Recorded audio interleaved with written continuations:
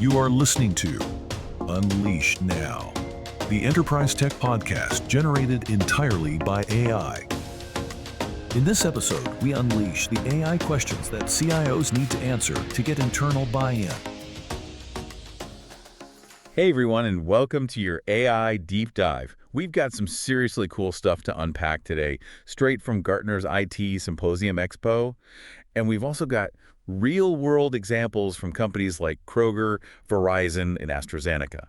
Yeah, we're going to be looking at AI from all angles, from those big boardroom decisions. Right, to how everyday employees are dealing with this whole AI explosion. It's a lot, but that's why we're here to break it all down. Exactly. So let's imagine you're a CIO, right? You're walking into this high-stakes board meeting, and AI is the topic.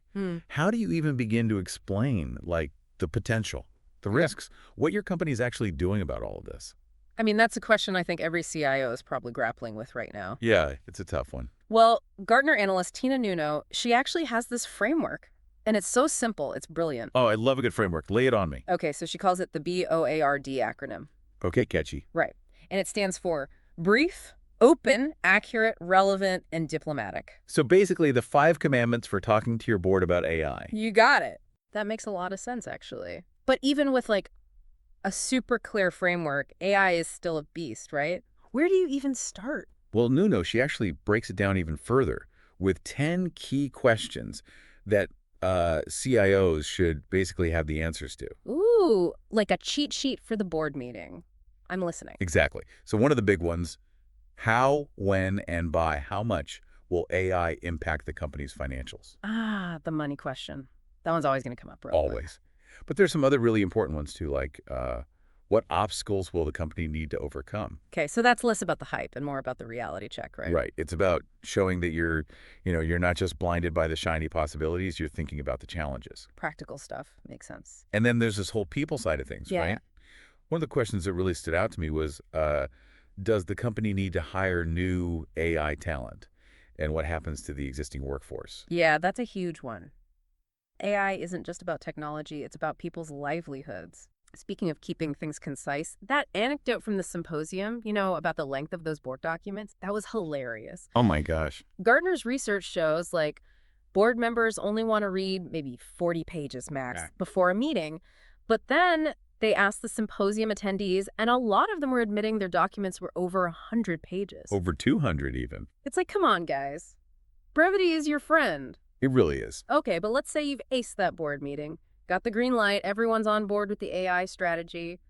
What about everyone else, the employees? How do you get them excited about AI and not, running for the hills? Well, that's where these real-world examples from Verizon, Kroger, and AstraZeneca, they come in really handy. Yeah, because they've all been through this, right? They have, and they're all saying employee buy-in essential, but their approaches, a little different. Okay, so spill the tea. Let's start with Verizon. They're the poster child for being tech forward, right? And their strategy with AI, it's very structured. Okay, I'm sensing a theme here. So for them, it all starts with AI literacy at the executive level. So get the leaders on board first, then trickle it down. Exactly. They actually put their leadership through AI boot camp. Wow, so they really mean business. That's smart, though, because if the leaders get it, they can then, champion it to their teams. Right. And once those leaders are, they're up to speed, then it's like a cascade down to different teams with training programs that are customized to, what they actually do. So it's not one size fits all. It's more about, figuring out what AI looks like for each department. Exactly, yeah. Now, Kroger, they take kind of a different approach, very collaborative. Oh, interesting. Tell me more about that. So they had this event, Connected, where they brought, get this, 4,000 of their tech employees together. Wow, that's a lot of people. To focus specifically on AI's business impact. So getting everyone in the same room to brainstorm, figure out how to use it. You got it, which is great because you get the tech folks and the people who are actually using the tech in the same room talking. Right, so less theory, more practical. Exactly.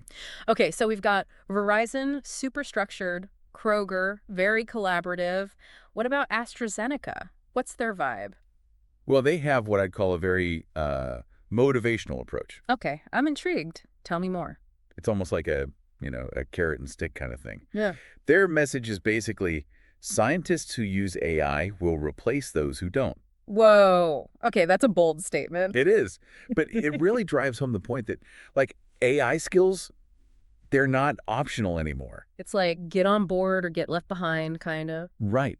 But it's not just about the message. They've also got this whole gamification thing going on. Ooh, I love gamification. Makes learning fun, right? Exactly. So they have this accreditation system where employees can earn like bronze, silver, gold levels as they complete AI courses. So it's like level up your AI skills. That's awesome. Right. It makes it like a badge of honor. So 3 very different approaches, but they all kind of come back to the same thing, right? You do. It's all about the people. Exactly. Like AI is cool and all, but if your people aren't on board, you're not going to get very far. Makes sense. It's all about communication, Mhm. making sure people feel comfortable and that they understand how AI fits into the bigger picture. Right. It's a tool, not a replacement. Exactly. So much to unpack here. But maybe it's time for a quick break. We'll be right back to dive even deeper into this whole AI world. Sounds good. We'll be back in a flash.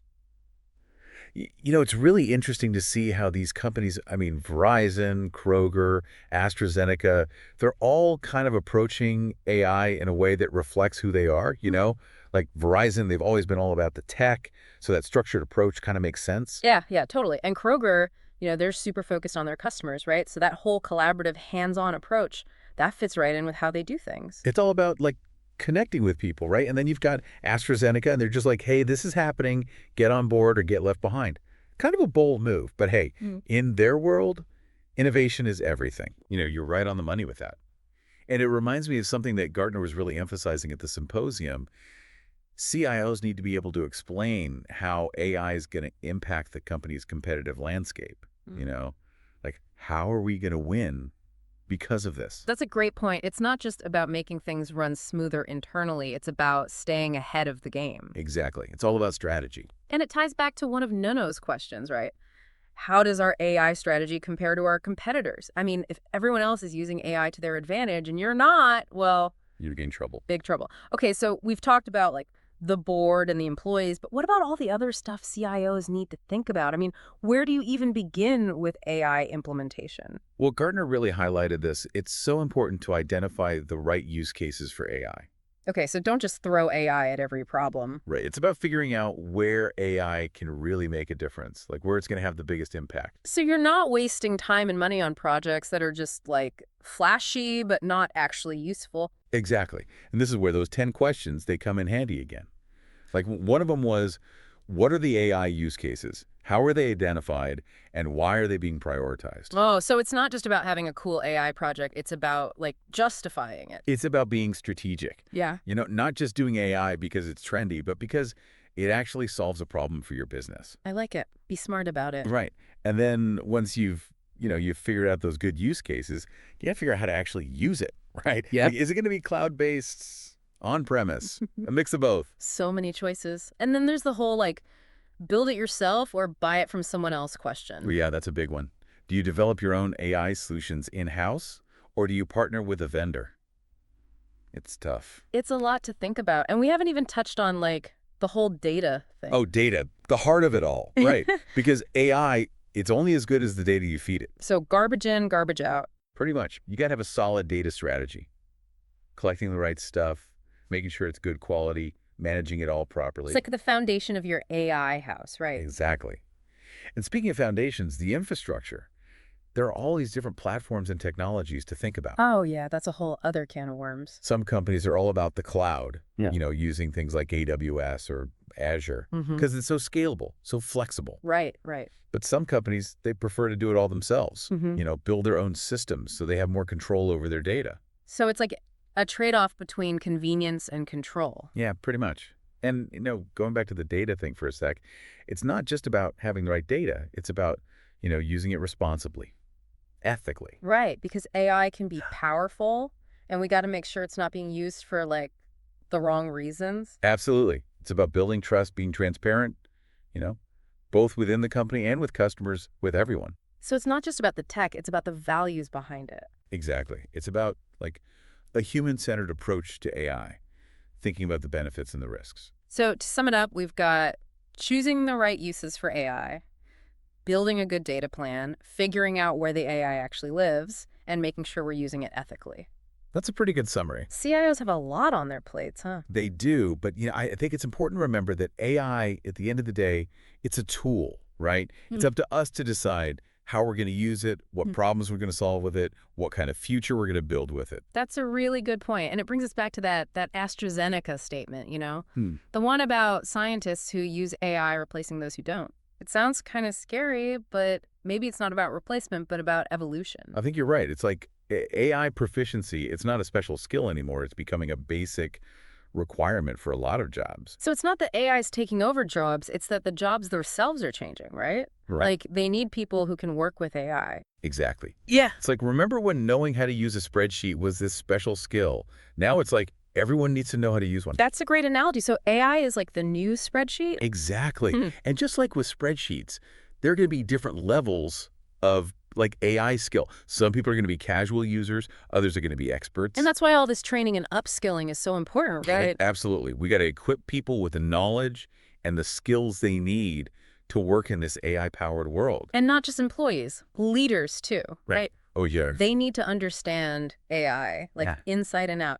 Not just the tech stuff, but how it impacts strategy, the ethics of it all, Couldn't agree more. So we've come full circle here. We started with like talking to the board about AI, and now we're talking about leaders needing to like understand it, guide people through it. It's all connected. You can't just like drop AI into a company and hope for the best. Right. You got to have a plan, a vision, the right people. It's about communication. It's about strategy. It's about empowering your people. It's about, doing things the right way. It's about humans and AI working together, not against each other. Exactly. Yeah. I think that's like the coolest thing about this whole AI thing. It's the potential to create this future that's, more efficient, more innovative, but also more human. It really is amazing to think about, like how much AI is changing things and how fast it's all happening. Yeah, for sure. And we've just scratched the surface here, really. Totally. But even just with what we've talked about today, like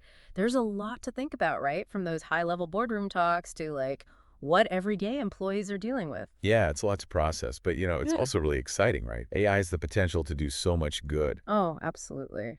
And one thing that really stuck with me, you mentioned this earlier, the idea that anyone can be an AI innovator. Yeah.